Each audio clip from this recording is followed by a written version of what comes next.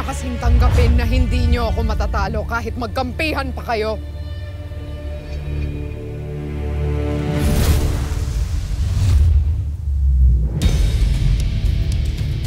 Paano kung apat kaming magkampihan?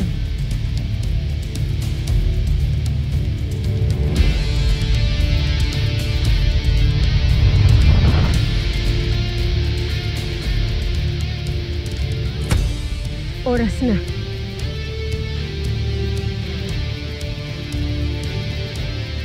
Ba't tila natahimik kami, Tena? Tatakot ka? Ako ang pinakamakapangyarihan sa Encantadia. Kailanman ay hindi ako matatakot kanino man. Hindi rin kami matatakot sa'yo.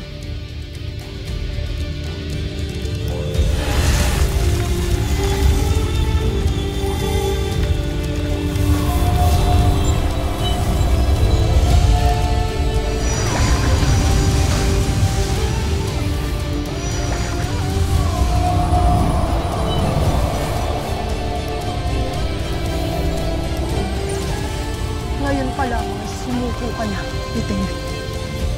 Sapagkat kakaunti na lamang ang nalalabing panahon ng iyong kalapastanganan. Nyeha!